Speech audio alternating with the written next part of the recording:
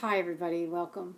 So let's talk about a few oracle decks today. These are decks that I've been working with lately. I just want to discuss how I feel about them and how I've been working with them. So the first one is the Oracle of Echoes, and here's the box. Now I bought this deck really not to use for myself so much. I bought it to use for others when I'm doing readings because I was looking for a deck where you didn't have to refer to the book, a deck that would have universal appeal and just a simple image that would be moving, easily understood, with a simple word or two at the bottom. So that's why I chose this deck. Not normally a style that of art that I personally am drawn to, but again, I didn't really buy it for myself.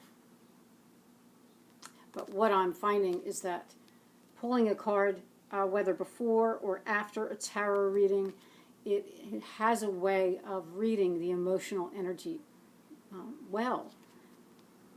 And I've also used it in a spread with a few cards, 3 cards, and it gets to the heart of the matter, any matter. So it seems to me. So there's an intimacy about the deck. And I think that people, I've only used it with a couple of people so far, but they seem to be responding to it in the way that I hoped they would. It's kind of a real emotional type of a deck.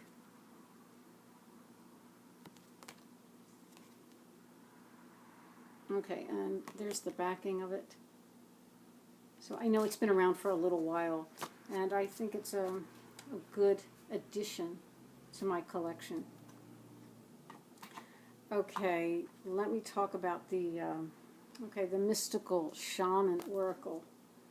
Okay, so here's the deal on this one. I was looking for a deck where the symbols would speak to me and kind of go along with my meditations and my guidance and the symbols that I relate to. So when I was doing a meditation and I was asking in a way, which deck, what type of symbols would that be? The name of this deck came to my mind. Actually, at the time, I knew pretty much nothing about this deck. But when I went and looked online at the images, I thought, wow, this is very nice. And, that I like the shamanic feel to it. I like the elements that are included in the deck. I like the images. I think it's great that it's borderless. I've mostly used this deck on its own. There is a 4-card spread in the deck, and I've used it that way with good results. It's sort of, again, it reads the energy well. So as far as the book, let me just show you a couple more. As far as the book, you get 3 paragraphs for each card. And the first paragraph gives you a brief description of the card, so of the drum here. This is the drum. The second paragraph will give you an idea or a few ideas as to how to utilize that in your life, that symbol. And the third paragraph is for reversals, if you're choosing to use reversals. So it's not a lot of information, but the more you use the deck, you'll get used to. You'll get to know the meanings, and you won't have to refer to the book so much. Anyway, I like it a lot.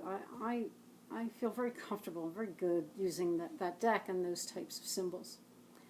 Another thing I do is throughout the seasons, I will work with an oracle deck for a season. Once a week, I'll do a drawing and pick a card, and I'll work with the energy of that card or symbol throughout the week. So right now, I'm using an older deck.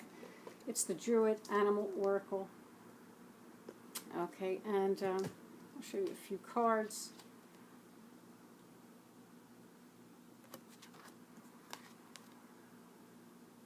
So I'll use this throughout the season and then switch to another deck for the winter season.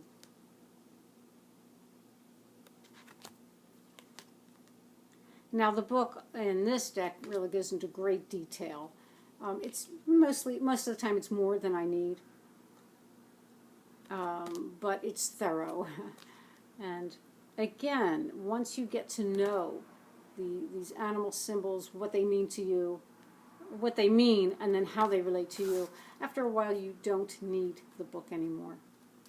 One more deck I want to discuss, and it's the Quan Yin Oracle.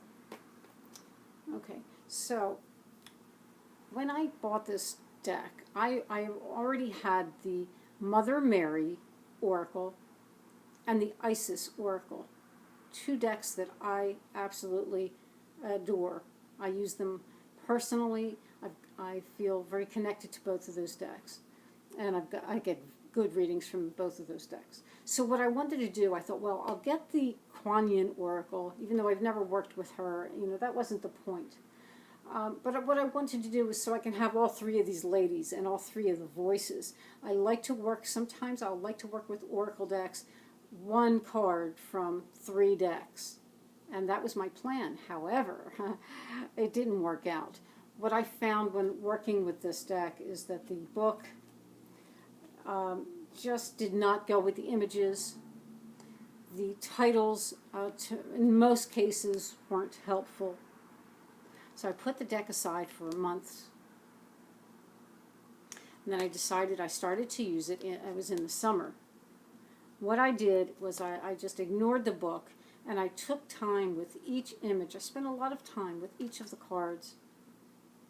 And what I was trying to do was to decide, to understand what the artist was saying with these images.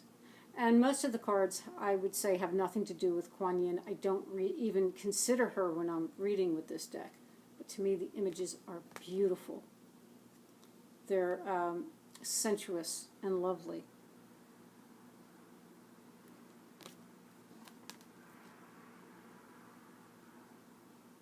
So in working with them that way, and diligently so, I now feel a real strong bond and connection with this deck. It has become one of my favorite decks to work with. The artwork to me is exquisite. I really appreciate that feminine beauty. In many of the cards, she's playing an instrument or dancing. Simply gorgeous. So, finally, I got to utilize this deck in a very personal way, make a real connection with it. And, you know, I guess you put the energy in, and it does come back in a profound way. So, you know, I think these are all interesting decks, and I'm wondering if you have any of them, and, you know, how do you feel about working with these decks? They're all a little different. So thank you, my friends. Stay well and healthy. I will see you soon. Bye for now.